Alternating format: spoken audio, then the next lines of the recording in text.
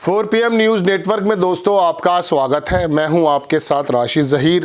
प्रियंका गांधी का डेब्यू हुआ लोकसभा में। उन्होंने संविधान के मुद्दे पे जितनी साफगोई से बात की, लग ही नहीं रहा था कि ये पहली बार सांसद बनी। मैं एक ज़माने से मिसाल देता हूं कि मछली के बच्चे को तैरना नहीं सिखाया जाता। एक साहब हैं पत्रकार, उन्होंने भी यही बात लिख दी, बहुत ज़माने बाद मैंने पढ़ी। वाकई उन्होंने बड़ी शानदार और बुनियादी बातें कहीं, संविधान के मुद्दे पर कहीं, और भी कुछ अच्छा हो सकता था, लेकिन बहरहाल पहली बार स्पीच देते हुए उन्होंने अपनी साफ गोई मोदी जी पर किस प्रकार से कटाक्ष करना है, उनकी नीतियों को और संविधान के मुद्दे पर जो भारतीय जनता पार्टी और सत्ता पक्ष को जो घेरा है वो देखना बनता है। राहुल गांधी आए, बड़ी बुनियादी बातें कहीं, बड़ी शानदार बातें कहीं, और बल्कि कंपैरिजन कर दिया संविधान का और मनुस्मृति का। एक वो सोच जिसको सत्ता पक्ष चाहने के बावजूद भी छिपा नहीं पाता है, बता देता है बातों बातों में कि हमारे दिल में कुछ और ज़बान पे कुछ और है। मनुस्मृति दिल में है, ज़बान पे मजबूरन संविधान है। लेकिन जब मोदी जी आए तो मोदी जी ने भी वही अपना जो है एक डायलॉग और अपनी स्पीच जो पहले किया करते थे, तमाम वो बातें बताई। लोगों ने उसके बारे में नई नई बातें रखी हैं, बुद्धिजीवियों ने भी अपनी बातें रखी हैं। अब जाहिर सी बात है, जो सत्ता पक्ष का है वो सत्ता पक्ष की बात रखेगा और जो विपक्ष का है वो विपक्ष की बात रखेगा। लेकिन कंपैरिजन अगर करना हो कि किसकी बातों में वज़न है या जनता किसको सुनना चाहती है, उसका एक तरीक़ा मौजूदा दौर में सोशल मीडिया है। संसद टीवी के उस तमाम स्पीचेस में जो मोदी जी ने भी कही हैं, प्रियंका गांधी और राहुल गांधी ने कही हैं, उसके बारे में एक साहब लिख रहे हैं कि प्रियंका गांधी को लाखों लोगों ने सुन लिया और राहुल गांधी को भी लाख के करीब लोगों ने सुन लिया, लेकिन प्रधानमंत्री जी इस वाले मामले में फिसड्डी रहे। मुझे हैरत इस बात की है कि व्यूज़ तो ख़रीदे भी जाते हैं और ट्रोल मीडिया जो है प्रधानमंत्री का या बीजेपी का, जिसको कहा जाता है अमित मालवीय, संचालित करते हैं, थोड़ा सा पैसा दे के व्यूज़ बढ़वा दें तो बार बार ये बात निकल कर नहीं आएगी कि व्यूज़ के मामले में कम हो गए। लेकिन इसके पीछे एक मैसेज भी है। मैसेज वो ये है, मैं दिखाऊंगा आपको स्क्रीनशॉट लगा करके। मैसेज ये है कि लोग सुनना किसको चाहते हैं। अब अगर वाकई प्रियंका गांधी को शायद पहली डेब्यू स्पीच है इसलिए सुनना चाहते हैं, समझ में आती है बात, लेकिन राहुल गांधी हमेशा मोदी जी को डिफीट देते आना है लोकसभा के व्यूज़ के मामले में। इसका मतलब यह है कि लोग ज़्यादा राहुल गांधी को सीरियस लेते हैं, क्योंकि सोशल मीडिया पर जो इन्फ्लुएंसर हैं वो भले कितने इन्फ्लुएंस करने की कोशिश करें, लेकिन आम दर्शकों के देखने से ही व्यूज़ बनते हैं। मोदी जी को सुनना नहीं चाहते लोग, बड़े कम रह जाते हैं। मैं पहले भी कई बार बना चुका हूँ।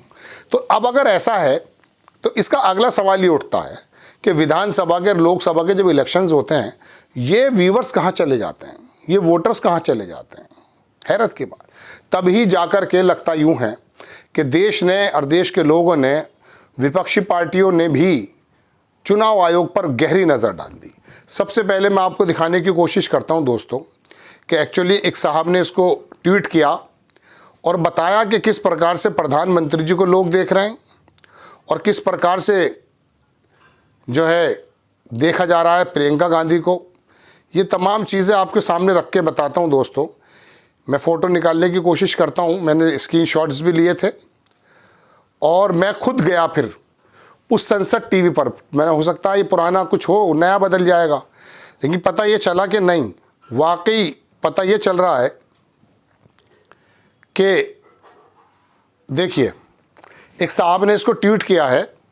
ये 189K यानी कि 1,89,000 व्यूज़ प्रियंका गांधी का 31 मिनट का 57 सेकंड का जो वीडियो है, इसको देखा गया है 1,90,000 के करीब। ताज़ा मैंने देखा तो 1,90 पार कर गया था। दूसरे नीचे राहुल गांधी का देख लीजिए, 26 मिनट 41 सेकंड का ये वीडियो, इसको 86,000 लोगों ने देख लिया 19 घंटे में, और नरेंद्र मोदी को 27,000 लोगों ने देखा है।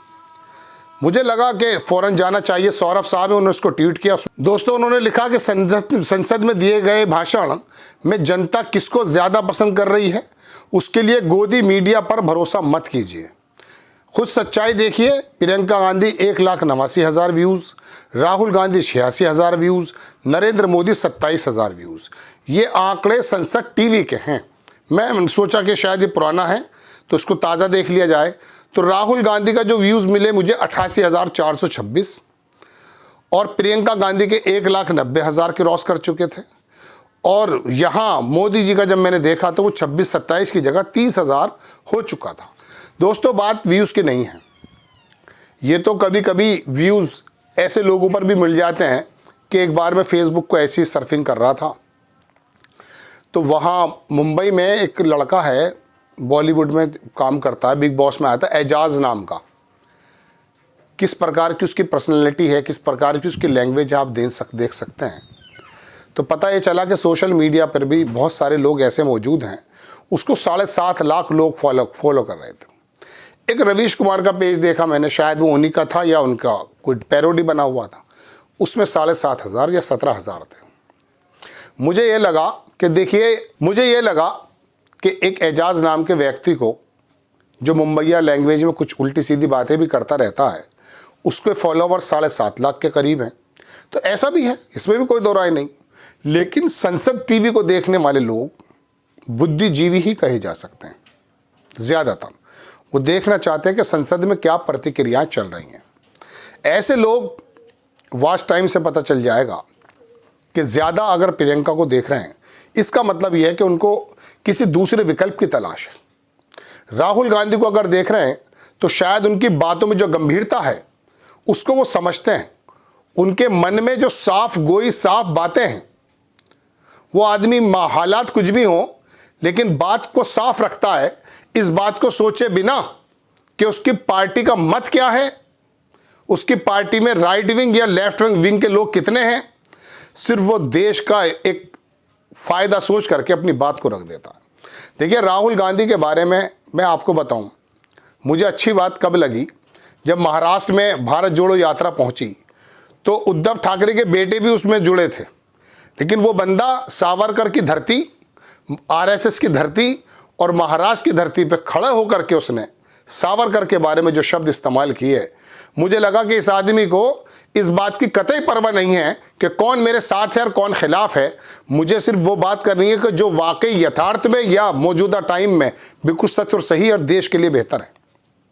इतना बड़ा कलेजा चाहिए दुश्मनी के लिए। जो बेअमल होगा बदला किसी से क्या लेगा।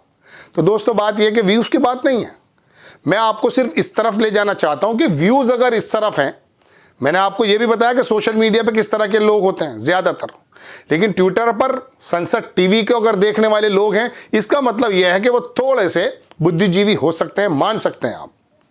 आप सोच सकते हैं कि वो लोकसभा की प्रक्रियाएं इसलिए देख रहे हैं कि वो जानना चाहते हैं कि हमारे बारे में कौन क्या कह रहा है, कौन सी नीतियां बन रही हैं। तो ऐसे समय में ये व्यूज़ अगर आते हैं तो ये चुनाव में नज़र क्यों नहीं आते। यहाँ दो बातें हैं, एक तो चुनाव आयोग शक के घेरे में है और दूसरी बात यह है कि क्या हमारा यूथ उस एजाज अहमद जैसे व्यूज़ फॉलोवर्स हैं। ऐसा हो चुका है कि एक आदमी आया, उसने आकर के डुगडुगी बजाई, तमाशा किया और वोट लेकर चला गया। ऐसा भी हो सकता है, लेकिन वो ज़्यादा लंबे नहीं चलते। तमाशे तो तमाशे होते हैं, तमाशे लंबे कहाँ चलते हैं भाई।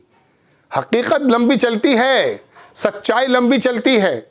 ढल गया वो दिन, वो समय जब कोई हिंदुत्व के रथ पर सवार होकर के नफरतें बांटते हुए दो वर्गों को बदल रहा था। ज़्यादातर लोगों ने महाराष्ट्र के अंदर भी नकार दिया है। तो दोस्तों बात यह है कि ये व्यूज़ की बात नहीं लेकर आया हूं मैं, ये कोई इतनी गंभीर न्यूज़ नहीं थी। मुझे तो सिर्फ ये बताना था कि जब ऐसे रिजल्ट इन दो प्लेटफॉर्म पर आते हैं तो ये वोट मशीन में जाके बदल क्यों जाते हैं, सोचने का मुद्दा है। आपको खबर कैसी लगी अपनी राय कमेंट्स बॉक्स में ज़रूर दीजिए। चैनल को सब्सक्राइब कीजिए, शेयर कीजिए। नेक्स्ट टाइम मैं किसी खबर के साथ हाजिर होता हूँ। जय हिंद।